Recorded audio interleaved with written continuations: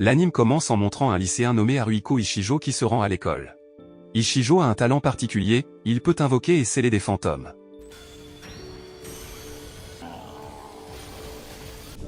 À l'école, il rejoint une équipe avec une élève de dernière année nommée Meka Wakami. Mais a la capacité spéciale de vaincre les fantômes, notamment avec une puissance de combat rapide et une force physique extraordinaire.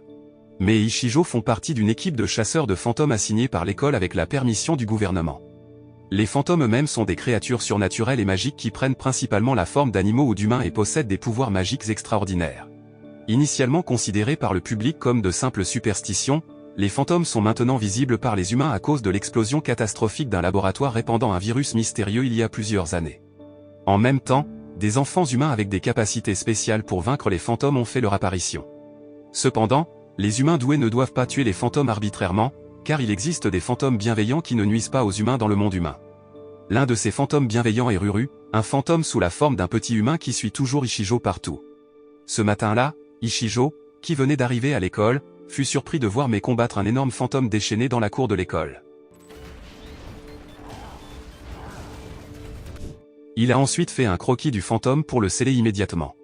Cependant, Ishijo eut du mal à terminer le croquis du fantôme car les mouvements de celui-ci étaient assez rapides. Réalisant cette situation, Mei prit l'initiative d'attirer le fantôme vers une horloge géante à l'orée du terrain de l'école pour le piéger. Ainsi, Ishijo put terminer le croquis dans son livre et sceller immédiatement le fantôme avec son carnet de croquis. Après que le fantôme ait été scellé dans le livre d'Ishijo, Mei utilisa son pouvoir élémentaire pour le détruire. Après avoir vaincu le fantôme, Ishijo et Mei assistèrent à une réunion de l'équipe de chasseurs de fantômes tenue par une professeure nommée Arizu Himeno. Arizu Sensei est une enseignante chargée de guider les lycéens de l'école ayant des pouvoirs spéciaux ou des talents particuliers. Elle est la coordinatrice qui distribue des récompenses du gouvernement sous forme d'argent à toute l'équipe de chasseurs de fantômes. Malheureusement, l'équipe d'Ishijo et Mei n'a pas reçu de paiement pour le fantôme qu'ils ont vaincu ce matin-là. Cela s'explique par les dégâts causés aux installations de l'école par leur équipe, et le montant qu'ils ont reçu servira à réparer l'horloge géante. De plus, chaque équipe de chasseurs de fantômes sera classée en fonction de ses performances et des missions réussies. Malheureusement, Ishijo et Mei se trouvent actuellement dans la catégorie F, la classe la plus basse des chasseurs de fantômes. Voyant la piètre performance de l'équipe, ils ont commencé à penser à recruter de nouveaux membres. Mais trouver un élève doué spécial dans leur lycée n'est pas facile. Quand Ishijo rentrait chez lui l'après-midi, il se retrouva soudainement piégé dans un monde étranger créé par un fantôme. Mais avant qu'il puisse faire quelque chose, une belle fille nommée Rena Izumi absorba rapidement toute l'énergie du fantôme en quelques secondes. Rena, qui avait dévoré toute l'énergie du fantôme, semblait heureuse et appréciait son repas. Voyant le pouvoir magique de Rena, Ishijo fut immédiatement intéressé par l'idée de l'inviter à faire partie de son équipe de chasseurs de fantômes à l'école. De plus, il reconnut que l'uniforme de Rena était le même que celui de son école, Osea Academy. Mais Rena, surprise par l'invitation soudaine d'Ishijo, décida de le quitter immédiatement. Cependant, Ishijo ne renonça pas à avoir Rena comme nouveau membre de son équipe de chasseurs de fantômes. Le lendemain, Ishijo s'approcha de Rena et lui promit de l'inviter à déjeuner en grande quantité à la cantine de leur école. Après avoir fini plus de 10 portions de nourriture, elle semblait satisfaite et apprécia son repas. Mais lorsqu'Ishijo l'invitait à nouveau à rejoindre son équipe de chasseurs de fantômes, elle semble toujours hésitante à se joindre. Finalement, Mei encourage à nouveau Rena à rejoindre leur équipe le soir. Rena, attirée par l'esprit de Mei, accepte de rejoindre leur équipe de chasseurs de fantômes. Après avoir officiellement rejoint l'équipe d'Ishijo et Mei, il décide de changer le rôle du scelleur de fantômes, qui était auparavant la responsabilité d'Ishijo, au profit de Rena. Pendant ce temps, Ishijo sera la personne qui invoquera le fantôme d'un autre monde. Le lendemain, l'équipe d'Ishijo a été appelée par Arizu Sensei pour se rendre dans son bureau. Arizu Sensei les a appelés délibérément pour leur confier une mission spéciale. Ils ont pour mission de vaincre le robot de la compagnie Aleyashiki dans cette mission, qui s'est transformé en fantôme. En entendant le nom Aleyashiki, Ishijo se souvient que cette entreprise a répandu un virus mystérieux qui a rendu les humains capables de voir les fantômes. Arizu Sensei explique alors qu'à ce moment, une nouvelle élève du nom de Kwato Minase est déjà partie pour la compagnie Aleyashiki. Minase est l'une des meilleures étudiantes chasseuses de fantômes envoyées par l'agence gouvernementale. Arizu Sensei espère que l'équipe d'Ishijo pourra aider Minase à s'adapter rapidement à sa nouvelle école. Ishijo, Mei et Rena acceptent la tâche confiée par Arizu Sensei. Par ailleurs, Minase, arrivée dans le bâtiment abandonné de la compagnie Aleyashiki, commence à se préparer pour affronter les robots fantômes. Elle libère un pouvoir magique assourdissant en direction des petits fantômes. Tous les petits fantômes sont anéantis instantanément, mais lorsque les robots fantômes arrivent en essaim, le pouvoir vocal magique de Minaz disparaît soudainement. Heureusement, Ichijo, Rena et Mei arrivent sur place et l'aident immédiatement à vaincre le robot fantôme. Minaz, voyant la force combinée et la coopération de l'équipe d'Ichijo pour vaincre les robots fantômes, félicite leurs compétences. Mais Minaz redevient froide et quitte immédiatement les lieux. Ruru, voyant un outil mystérieux qui semble intéressant, décide de prendre l'outil avant de quitter les lieux. Un autre jour, l'équipe d'Ichijo reçoit à nouveau la mission de chasse aux fantômes d'Arisu Sensei. La mission cette fois-ci provient des étudiantes qui vivent dans le dortoir des filles de leur école. Elles disent qu'un fantôme en forme d'ovni les espionne depuis l'extérieur de la fenêtre chaque fois qu'elles se changent. L'équipe d'Ichijo se rend immédiatement dans la chambre du dortoir des filles. Après avoir attendu la présence de l'ovni pendant des heures, le fantôme ovni n'était toujours pas apparu. Finalement, Rena et Mei décident de faire semblant de se changer dans la chambre pour provoquer l'arrivée du fantôme ovni qu'elles recherchent. Il s'avère que leur prédiction était correcte. Le fantôme ovni apparaît dès que Rena et Mei enlèvent leurs vêtements. Ichijo, paniqué après avoir entendu leurs cris, entre immédiatement dans la chambre et les aide. Voyant la rapide mouvement du fantôme ovni, il décide de sortir un démon qui pourrait attraper le fantôme ovni.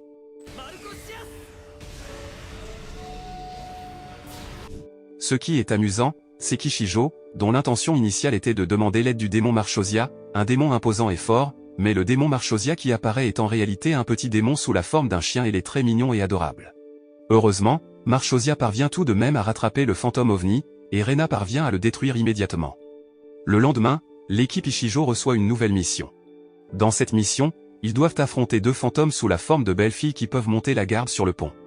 Les deux belles filles défieront quiconque traversera le pont et n'autoriseront que ceux qui parviendront à les battre. Elles reconnaissent mais même si elle ne se souvient de rien à leur sujet. Ensuite, elle lui demande de les battre seule, et elle accepte immédiatement. Malheureusement, Mei semble avoir du mal à faire face à leurs attaques jusqu'à ce qu'elles finissent par s'affaisser. Voyant cela, Ichijo utilise immédiatement sa position d'invocation de démon pour distraire les deux filles fantômes afin de pouvoir emmener Mei loin de là.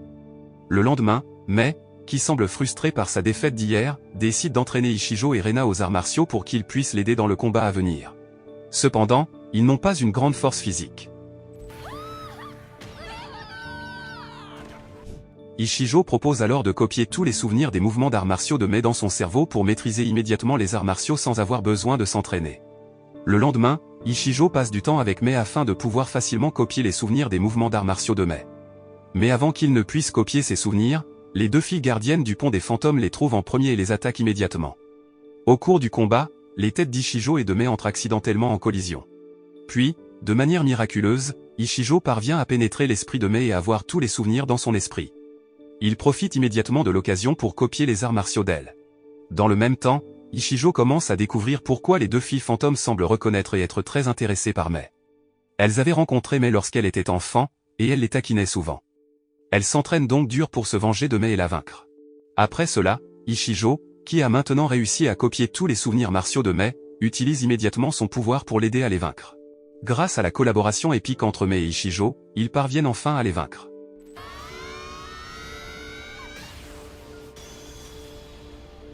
Les deux filles fantômes reconnaissent alors la grandeur de Mei et Ichijo. Elles promettent qu'elles s'entraîneront encore plus dur pour défier Mei à l'avenir. La scène change alors que Minaz a pour mission de vaincre un fantôme sous la forme d'un train. Et en utilisant le pouvoir de sa voix magique, elle peut facilement vaincre le fantôme du train. Après cela, elle quitte immédiatement les lieux sans rien dire. Minaz est apparemment toujours très introvertie et réticente à interagir avec d'autres personnes. L'attitude froide et timide de Minaz a émergé à l'âge de 4 ans lorsque ses pouvoirs spéciaux ont commencé à se manifester. Cela fait d'elle le sujet de conversation des autres étudiants. Après l'école, lorsqu'Ichijo et ses amis voient Minaz, qui rentre seule, Ichijo la suit immédiatement pour l'accompagner. En réalité, Minaz ne se rendait pas chez elle mais à la cage à lapins située derrière leur école pour accomplir une mission de chasse aux fantômes. Lorsqu'elle arrive à la cage à lapins, elle rencontre une adorable petite fille nommée Kumamakura Kurumi, qui est chargée de surveiller la cage à lapins. Peu de temps après, un fantôme géant rouge à 3 têtes apparaît et s'apprête à l'attaquer. Heureusement, Minaz parvient rapidement à se protéger avec le pouvoir de sa voix magique. Cependant, elle est surprise lorsqu'Ichijo apparaît soudainement au milieu du combat, et elle tente immédiatement de le protéger. Malheureusement, en sauvant Ichijo, Minaz est exposée à la fumée du fantôme et ne peut plus utiliser le pouvoir de sa voix magique. En conséquence, elle tousse et commence à se sentir faible. Voyant cela, Kurumi décide d'aider Minaz en ordonnant à son ours en peluche de l'aider à combattre le fantôme géant. Il s'avère que l'ours en peluche de Kurumi peut se transformer en un ours en peluche géant doté de super pouvoirs. L'ours bat le fantôme d'un puissant coup qui le projette haut dans les airs. Mais, qui est arrivé sur les lieux, frappe immédiatement le fantôme géant. Se sentant acculé, le fantôme géant rouge décide de disparaître et de quitter les lieux. Après cela, Ichijo emmène Minase à l'infirmerie de l'école pour la soigner. Après le rétablissement de Minase, elle demande au reste de l'équipe d'Ichijo de ne pas interférer et de la laisser combattre le fantôme géant rouge seul. Mais Mei n'est pas d'accord et finit par se battre avec elle. Voyant la querelle entre Mei et Minase, Arisu Sensei décide d'organiser une compétition. Celui d'entre elles qui parviendra à vaincre le fantôme géant rouge en premier recevra une récompense plus importante. En entendant cela, Mei est encore plus excitée à l'idée de battre le fantôme. Cependant, contrairement à Mei, Minase est encore plus agacée par la situation et quitte immédiatement les lieux. Ichijo, qui voit Minase partir seule, décide de la rejoindre et de l'aider à vaincre le fantôme. Apparemment, Ichijo se sent coupable envers Minase parce qu'il l'a blessée en la sauvant. Ensuite, Mei, qui voit le potentiel de Kurumi, lui demande de se joindre en tant que membre suppléant de son équipe de chasseurs de fantômes. Par ailleurs, Ichijo continue de suivre Minase même si elle reste froide à son égard et lui a demandé de partir. Lorsqu'ils arrivent dans un parc, Minase ressent soudainement de l'énergie de fantôme autour d'elle. Elle se rend compte que le fantôme géant rouge est sur le point d'apparaître, et elle court immédiatement pour lui faire face. Malheureusement, le pouvoir de la voix magique de Minase n'est plus efficace pour vaincre le fantôme. Lorsque le fantôme est sur le point de l'attaquer, Ichijo envoie rapidement Marcochia pour l'aider. Et une fois de plus, le fantôme disparaît. Néanmoins, Minase, toujours blessé, insiste pour chercher le fantôme. Après qu'Ichijo ait demandé à Arisu Sensei, il a finalement découvert pourquoi Minase insistait autant pour vaincre le fantôme. Le fantôme géant rouge était le fantôme qui avait déclenché le pouvoir spécial de Minase. En raison de la puissance trop grande de Minase, elle a été rejetée par de nombreuses personnes, y compris ses propres parents. Depuis lors, elle est souvent devenue distante et s'est renfermée. Ainsi, le fantôme géant rouge était la raison pour laquelle la relation de Minase avec les gens autour d'elle s'était rompue. Pendant ce temps, Minase, qui avait réussi à trouver l'emplacement du fantôme géant rouge, l'a attaqué immédiatement de toutes ses forces. Mais elle n'a une fois de plus pas réussi à vaincre le fantôme car elle a été touchée par le gaz libéré par le fantôme. Heureusement, Mei et ses amis sont arrivés à temps pour la sauver. Grâce à la combinaison des pouvoirs spéciaux de Kurumi, Mei et Ichijo, ils ont enfin pu vaincre le fantôme. Pendant ce temps, Rena aide Minase avec ses pouvoirs de guérison. Depuis lors, l'amitié de Minase avec l'équipe d'Ichijo s'est resserrée. Après que l'équipe d'Ichijo a recruté Minase et Kurumi pour devenir des membres au cours des derniers jours, ils sont devenus plus forts et invincibles. Leur collaboration et combinaison de super pouvoirs font de l'équipe Ichijo une équipe de chasseurs de fantômes de rang A.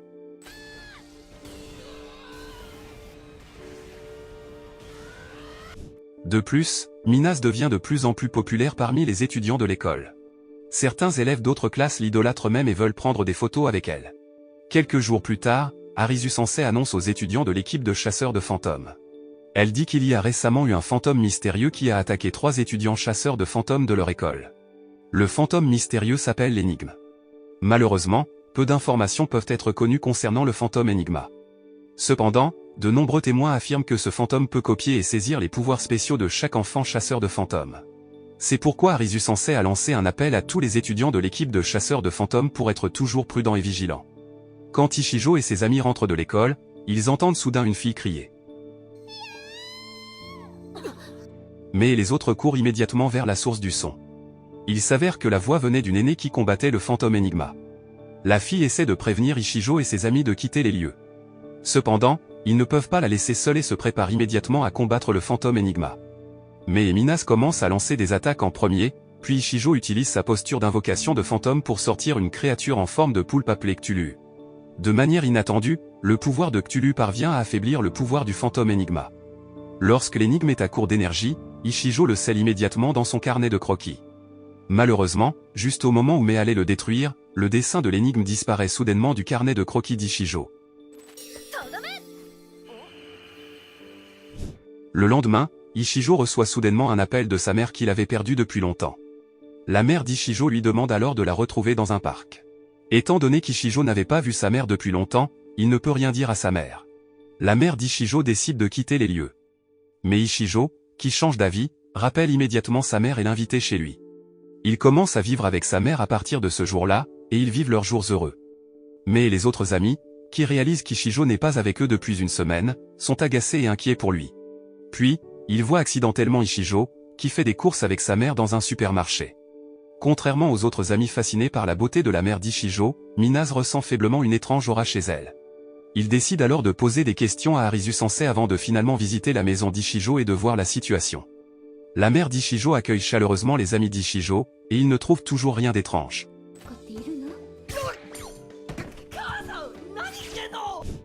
Mais reçoit soudain un appel d'Arisu Sensei en plein milieu de leur conversation.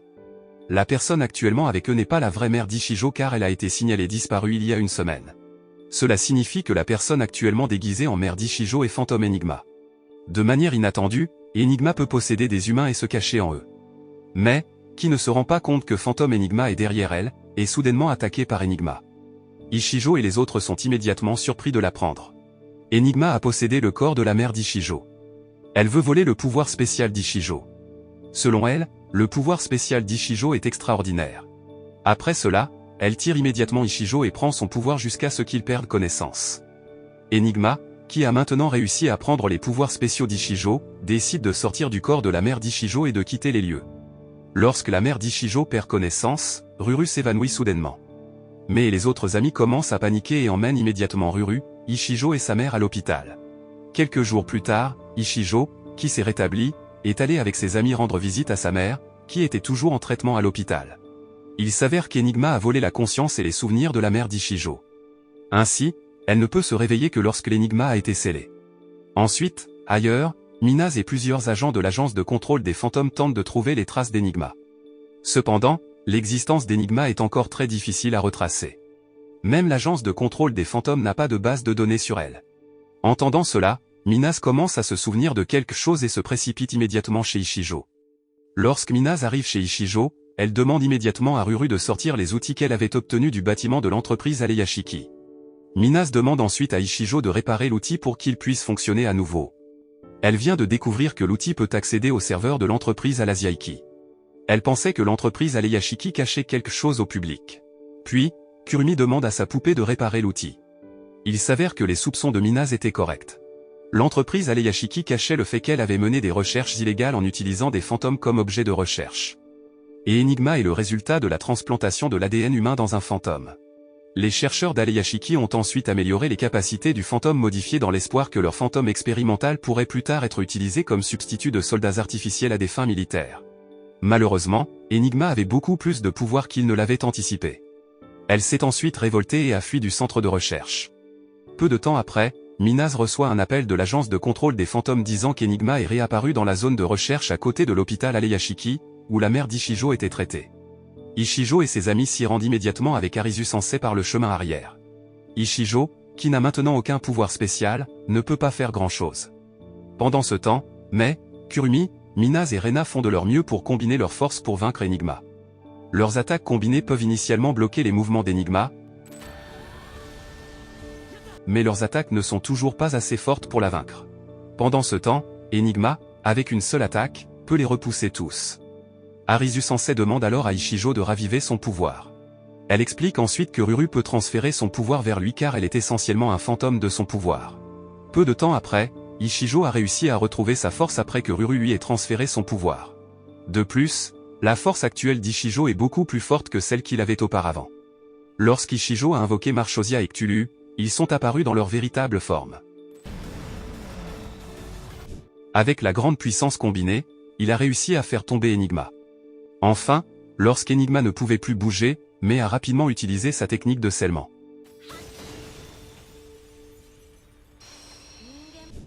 Après la défaite d'Enigma, toutes les victimes d'Enigma redeviennent normales et retrouvent leur force.